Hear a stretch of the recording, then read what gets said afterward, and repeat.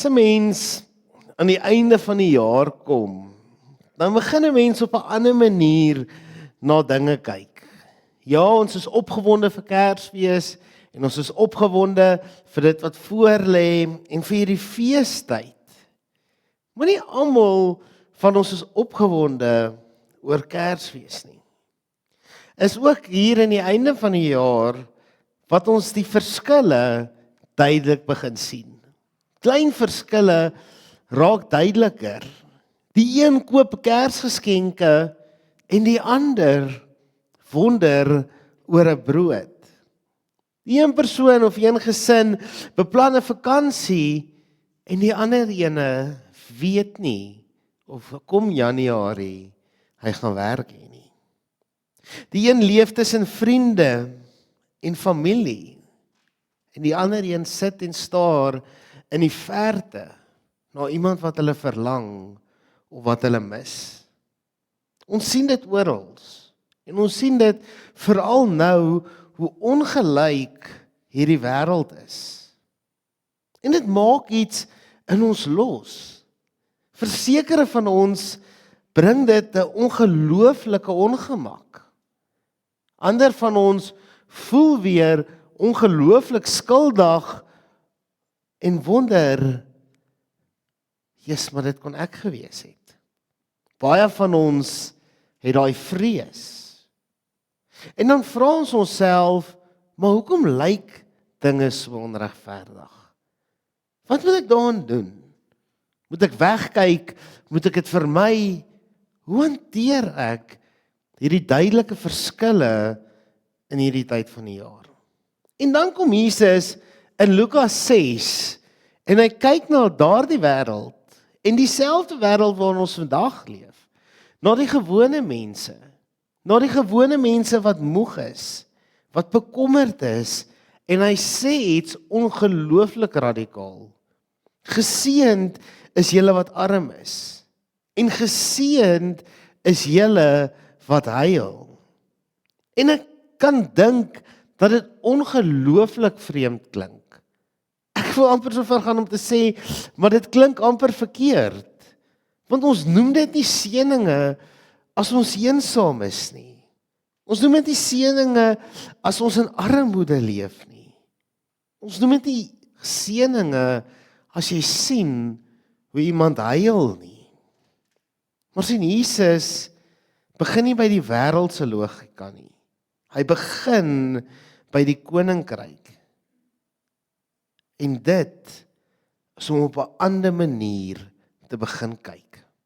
Om na hierdie verskille, na hierdie wêreld op 'n vars en nuwe manier te begin raak sien. Voor ons verder gaan, kom ons sluit die oë, dan bid ons saam. Ons Hemelse Vader, ons het vanoggend gehoor by NG Welsyn net hoe anders hierdie lewe vir sekere mense is. Ons sit hierso as lidmate van 'n gemeente, elkeen met ons eie uitdagings. Dalk iemand wat vanoggend hartseer is. Iemand wat bekommerd is oor wat volgende jaar voorlê. Iemand wat moeg is en moedeloos is. Here, maar U kom gee vanoggend vir ons hierdie opdrag. Hierdie opdrag wat ons van binne af moet verander. Here, help ons om vanoggend raak te sien wat U vir ons in Lukas 6 wil sê. Here, help ons om te hoor wat U vir ons hierso die opdrag gee. Here, dankie dat ons die groot voorreg het om as 'n gemeenskap van gelowiges hier by mekaar te kan wees. Om saam U te loof en prys. Om saam in U woord te delf. Om saam te luister na U stem. Amen. Ek lees vir ons Lukas 6 vers 20 tot by 36. So voor ek lees wil ek net noem, ek het gedink om net sekere verse uit te haal en net sekere verse te lees of net die eerste gedeelte. Maar dit is soos regtig om na die helfte van 'n preek te luister en dit te probeer verstaan. En ek dink Lukas se manier wat hy hierdie bergprediking verduidelik is al reeds korter as in Matteus, maar dis op so 'n kragtige manier wat hy dit oordra. Toe het hy sy oë op sy disippels gerig en gesê, gelukkig is julle wat arm is, want die koninkryk van God behoort aan julle. Gelukkig is julle wat honger ly, want julle sal versadig word. Gelukkig is julle wat huil, want julle sal lag. Gelukkig is julle wanneer die mense julle haat en verstoot en uitskel en julle name deur die modder sleep ter wille van die seun van die mens. Wees bly op daardie dag en spring op van vreugde, want kyk, julle beloning in die hemel is groot.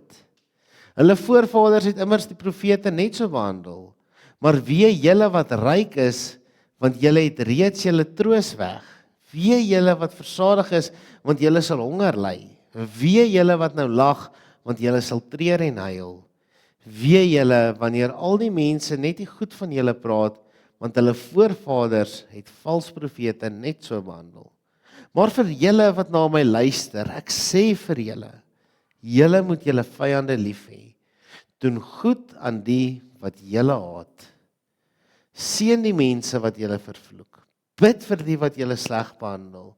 As iemand jou op die een wang slaan, draai vir hom die ander een. En as iemand jou bokleed vat, moet hom ook jou onderkleed nie weier nie.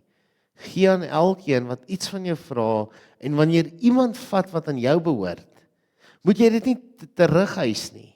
Soos julle wil hê die mense aan julle moet doen, doen so ook aan hulle.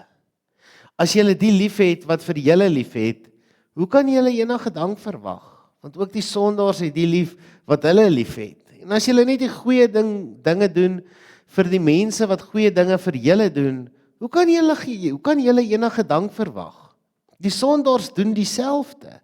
En as julle net geld uitleen aan mense wie julle hoop om dit van terug te kry, hoe kan julle enige dank verwag? Sondaars leer ook aan sondaars, solank hulle maar net dieselfde bedrag kan terugkry. Nee, julle moet julle vyande lief hê. Doen goeie dade en leen uit sonder om iets terug te verwag. Dan sal julle groot beloning ontvang en kinders van die Allerhoogste wees, omdat hy self die ondankbaar is en die slegtes goed behandel. Julle moet barmhartig wees, soos julle Vader barmhartig is. Net tot sover. As 'n mens aan die einde van die jaar kom, dan sien ons dinge bietjie skerper. Ons sien die verskille. Die een wat Kersgeskenke koop en die een wat wonder oor die brood. En in Jesus se tyd was dit dieselfde gewees. Hy het ook hierdie verskille raak gesien in die mense rondom hom. Jesus kyk na die mense om hom, die honger is, die hartseer is, die verontregd is, en dan sê hy vir hulle, julle is geseënd.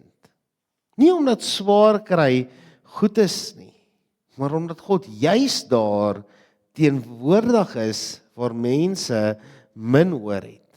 Maar ek wil dit graag bietjie verder verduidelik, want ek glo dit is ongelooflik belangrik om bietjie hierso te gaan kyk na wat die Griek sê. Nou ek is nie iemand wat sommer die Griekse woorde sal kom aanhaal hierso en verduidelik in die erediens nie, maar ek dink dit is ongelooflik belangrik om stil te staan by die woord makaroi. Dit beteken nie gelukkig in die sin van bly of opgewek nie. Ek is gelukkig en ek lag en ek glimlag en ek speel. Dit beteken iets heeltemal anders. Makaroi beteken gelukkig in God se oë. Met ander woorde, wat Jesus hier kom doen het, hy het vir hulle 'n verklaring kom gee wat hy vir hulle gesê het, God sien jou. Die term as mens hom letterlik vertaal, gelukkig in God se oë. Jy moet gelukkig wees, want God sien jou raak. Dis amper asof Jesus vir hulle kom sê, ongeag van jou armoede, ongeag van jou hartseer, God sien jou. Ons kyk dikwels so, en dan dink ons by onsself, daai een wat so baie het, Daai een wat so bevoorreg is, het seker maar iets reg gedoen. Of die een wat dalk min het, die een wat worstel om deur die maand te kom, sit die hele tyd en dink, maar watse foute het ek gemaak? Maar Jesus kom en hy keer dit om. Hy kom in die gedeelte en hy daag ons uit om anders te kyk na die mense rondom ons. Ons moet weer leer om met God se oë na die mense te kyk. So gelukkig soos wat ons is om in God se oë te wees, so moet ons ook ander mense raak sien. Jesus kom vanoggend en sê vir ons, ek sien jou raak, maar kan jy my seun raak sien, selfs wanneer jy swaar kry? Ek sien jou raak, maar kan jy my raak sien as die yskas leeg is en nog steeds op my vertrou?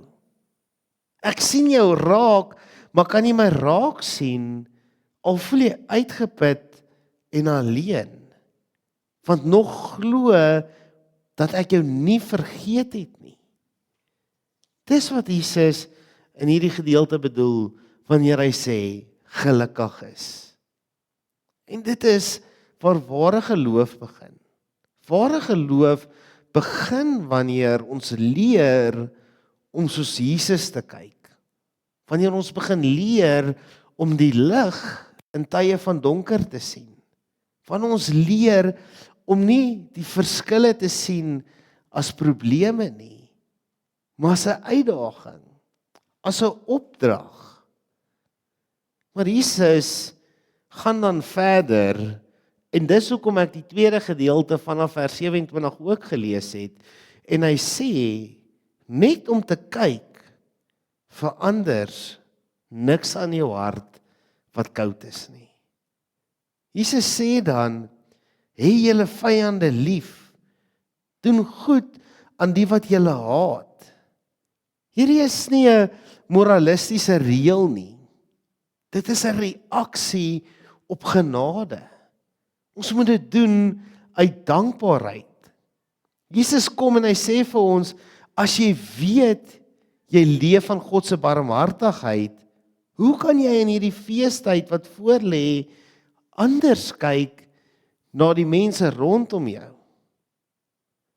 Ons leef in 'n seisoen waar mense ongelooflik gespanne is. Hulle kort af is. Almal is oorlaai en geïrriteerd en wil net hê hierdie jaar moet nou tot 'n einde kom. Maar dit is juis nou, wanneer ons moeg is, wanneer ons gespanne is, wanneer ons kort af en oorlaai is, dat hierdie woorde ons uitdaag. As iemand jou op die een wang slaan, draai dan die ander een. Nie omdat jy swak is nie, maar omdat jy vry is. Nie omdat jy die kwaad raak sien nie, maar omdat jy God se barmhartigheid in jou lewe raak sien. Een en elkeen van ons dra iets van God se karakter. Wees barmhartig soos julle Vader barmhartig is. Wees liefde soos God liefde is. Wees genadig soos God genadig is. Jesus roep ons om vanoggend nie net met ander oë na hierdie wêreld te kyk en die mense rondom ons en ons eie lewe met ander oë te kyk nie. Maar hy roep ons dat dit ons sal verander. Dat ons hierdie feestyd en hierdie einde van die jaar op 'n nuwe manier sal benader. Waar ons geneig is om kwaad te word, kies geduld. Waar ons geneig is om moeg en onverskillig te wees, kies sagtheid. Wanneer ons geneig is om terug te slaan en terug te beklei, kies vrede. Nie omdat ons sterk is nie, maar omdat God ons verander van die binnekant af. Ekskuus.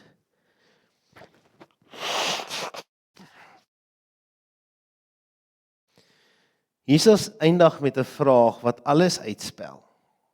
As julle net liefhet vir die wat julle liefhet, wat 'n genade is daarin?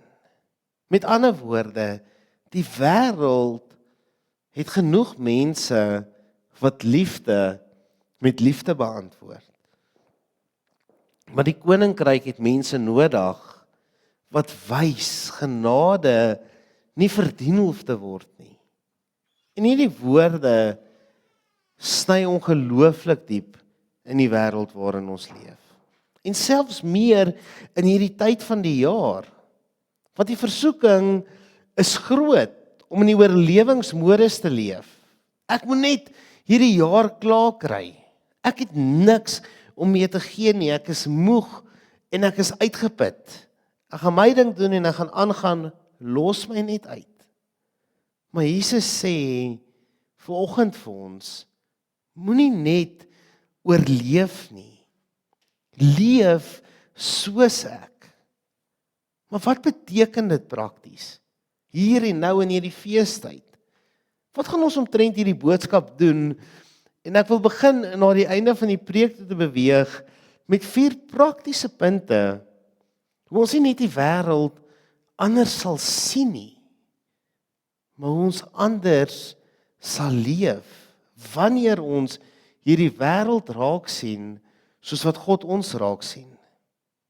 Die eerste is leef met 'n oop hart. Miskien het jy iemand wat jou seer gemaak het hierdie jaar. Dalk is dit 'n familielid, 'n kollega, iemand by die werk. Dis maklik om afstand te hou en te sê ek is klaar. Maar Jesus roep ons om anders te leef, om sag te bly, om te vergewe, om nie net met 'n wrok hierdie feestyd in te stap nie. Dis nie swakheid nie. Dis God se krag wat ons help om 'n oop hart te hê. Die tweede punt is wees 'n draer van vrede. Die feestyd bring spanning saam. Dis familiebyeenkomste, dis werk, dis verkeer, dis winkels. Dis kos op die tafel sit. Dis eensaamheid. Wanneer mense rondom jou kort van draad is, kies om kalm te wees. Wanneer iemand ongeskik is, glimlag en praat sag terug. Wanneer iemand rondom jou dalk sukkel, help eerder as om te oordeel. Want dis hoe Jesus se vrede deur ons sigbaar word, sodat ander dit ook kan raak sien. Die derde is gee, al is dit klein. Jesus sê doen goed en leen sonder om iets terug te verwag. En dit gaan nie altyd oor geld nie. Dit gaan oor houding. Gee tyd vir iemand wat jy weet eensaam is. Bly 5 minute langer by iemand wat jy weet altyd hastig is. Wat jy altyd verby hardloop. Bel iemand vir wie jy weet hierdie feestyd gaan moeilik wees. Jou bietjie kan iemand anders se genade word. En laastens, wees barmhartig soos julle Vader barmhartig is. Jesus roep ons om God se hart te weerspieël. Wanneer ons in barmhartigheid leef, self as ons moeg is, word ons deel van God se seën in hierdie wêreld. Dis nie groot dade wat hy vra nie.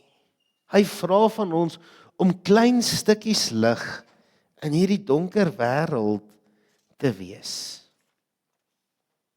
Laat hierdie ons nie net dra hierdie einde van die jaar nie, maar laat dit ons rigting gee vir ons die laaste snikke van 2025 gaan aanpak.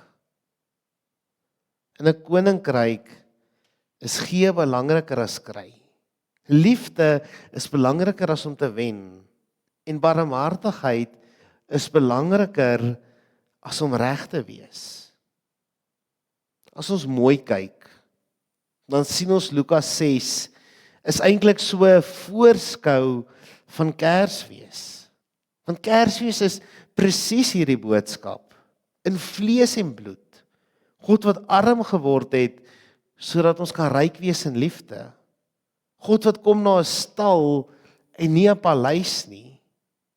God wat lief het, selfs die wat hom later gaan kruisig. So wanneer ons hierdie Desember rondom ons kyk, na die ongelykheid daar buite, die bekommernis, die moegheid wat ons elke dag beleef, en wonder of die feestyd ook vir ander mense voel, soos dit vir my voel. Wie is die verskil wat jy graag wil beleef? God het nie hierdie wêreld kom red deur mag nie, maar deur liefde. Mag een en elkeen die laaste ruk van die jaar hierdie liefde beleef. Mag dit ons verander. Mag dit ons sien en openlik ontvang. Mag ons dit sien en openlik ontvang, sodat dit ons hart en ons lewens kan aanraak. Mag dit ons missie wees om hierdie feestyd, hierdie geliefde, hierdie barmhartigheid, hierdie genade, nie net van God raak te sien nie, maar om dit uit te leef, sodat ander dit ook kan raak sien. Amen. Ons Hemelse Vader,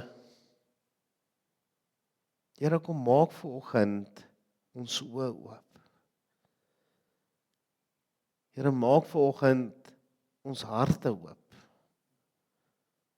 sodat ons 'n stukkie van U lig, 'n stukkie van U barmhartigheid, van U vrede en U genade in hierdie wêreld kan wees.